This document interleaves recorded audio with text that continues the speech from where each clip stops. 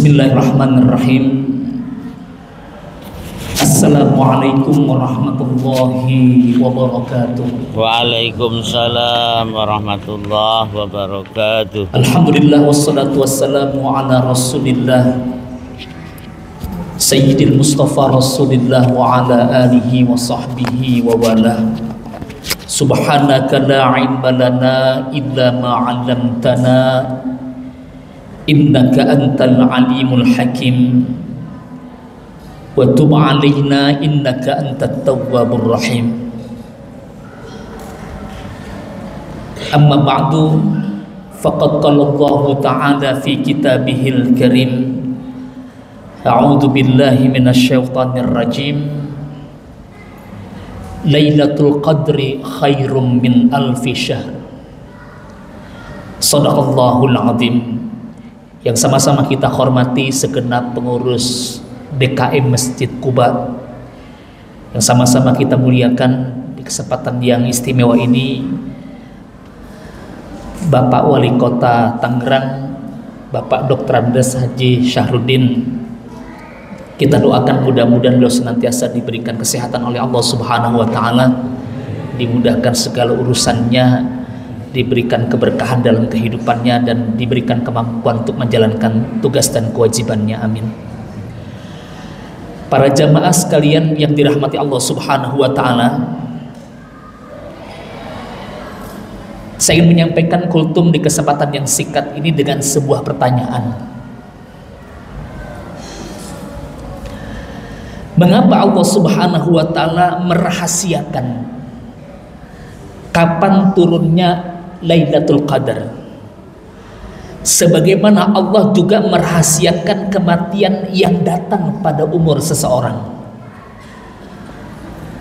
Siapa di antara Bapak Ibu yang bisa jawab? Boleh pulang duluan. Kenapa Allah Subhanahu wa Ta'ala merahasiakan kapan turunnya Lailatul Qadar, sebagaimana Allah juga merahasiakan kapan kematian datang pada umur seseorang? Ini kalau seandainya diumumkan ya di komplek ini, malam Lailatul Qadar turun misalkan malam ke-27, diumumin nih, penuh ini masjid. Cuma karena diumumin tengah malam tongseng kambing gitu ya, yang datang cuman separuh, kira-kira begitu. Sebagaimana Umar bin Khattab, beliau mengatakan, wa katamal lailal qadri fi syahri Ramadan wa katamal mautu fi umri. Maka yang menjadi salah satu di antara jawabannya kenapa Allah merahasiakan kapan datangnya malam Lailatul Qadar, itu agar hambanya bersungguh-sungguh beribadah kepada Allah Subhanahu wa Ta'ala sepanjang bulan suci Ramadan. Karena kita nggak pernah tahu nih Lailatul Qadar ini terjadi apakah malam 20, malam 21, malam 22, malam 23, malam 24, malam 29, atau barangkali turun sejak awal Ramadan. Para ulama berbeda pendapat berkaitan dengan kapan terjadinya malam Lailatul Qadar. Kemudian yang kedua, kenapa Allah merahasiakan datangnya kematian seseorang dalam umurnya? Kita nggak pernah tahu kapan kita akan dimatikan oleh Allah Subhanahu wa Ta'ala. Bisa jadi Bapak Ibu duluan meninggal dunia, saya belakangan. Atau sebaliknya, saya yang belakangan sedangkan Bapak dan Ibu duluan. Allah merahasiakan kapan datangnya kematian seseorang. Agar apa?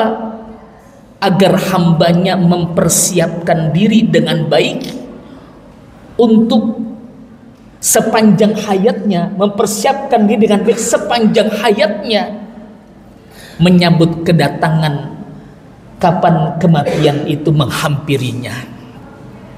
Tetapi Allah Subhanahu wa Ta'ala katakan dalam Al-Quran, wala tamutunna illa wa antum muslimun. Janganlah kalian mati, janganlah kamu mati melainkan dalam keadaan berserah diri kepada Allah Subhanahu wa Ta'ala. Lalu bagaimana caranya memastikan bahwa ketika Allah wafatkan kita, Allah matikan kita dalam keadaan berserah diri kepada Allah? Maka pastikan setiap waktu yang kita lalui dalam kehidupan kita, setiap hari yang kita lintasi dalam kehidupan kita, setiap jam, setiap menit, setiap detik yang kita lalui dalam kehidupan kita, pastikan kita selalu dalam keadaan berserah diri kepada Allah Subhanahu wa Ta'ala.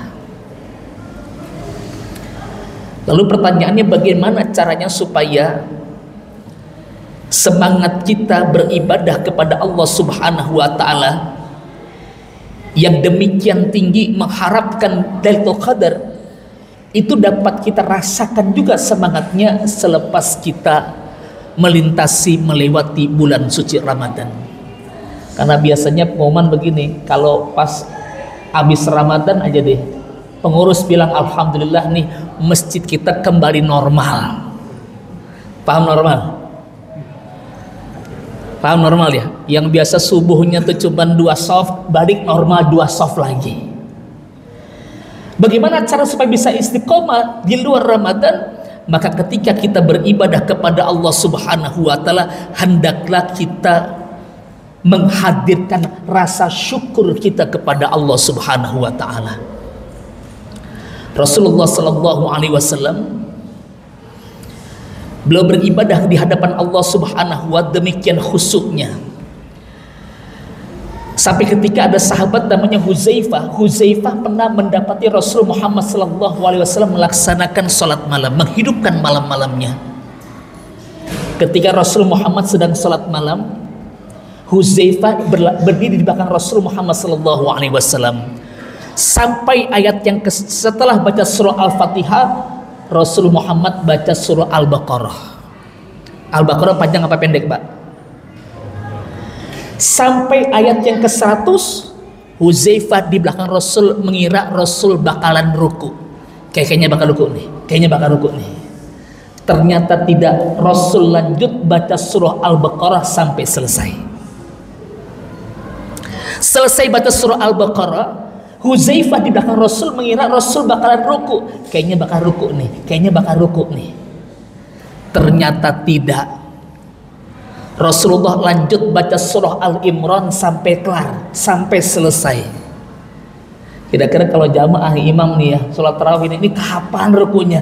Kayaknya mau ruku nih. Kagak ruku juga. Kira-kira jamaah gimana? Gelisah apa seneng ya?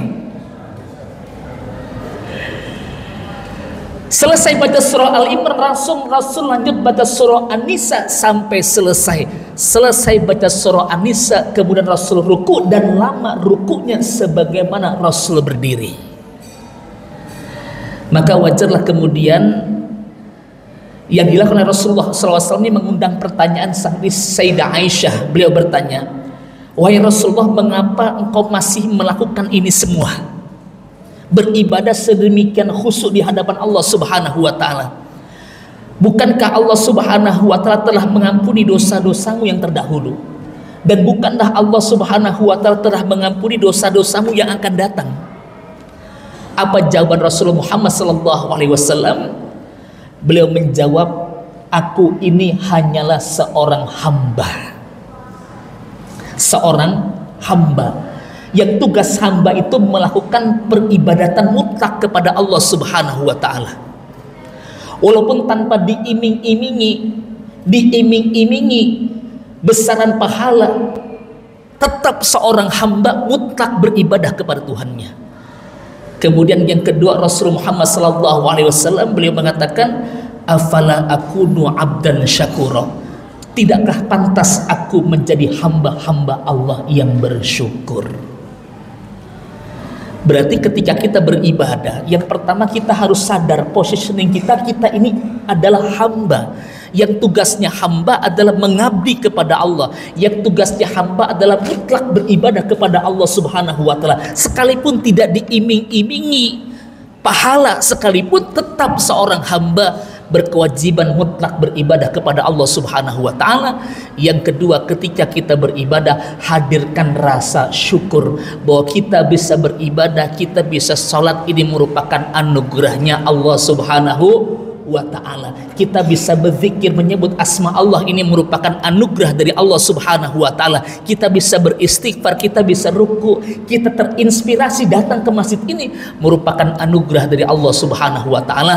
mudah-mudahan selepas Ramadan kita tetap bisa istiqomah, amin ya rabbal alamin. Ihdinas siratal mustaqim. Assalamualaikum warahmatullahi wabarakatuh.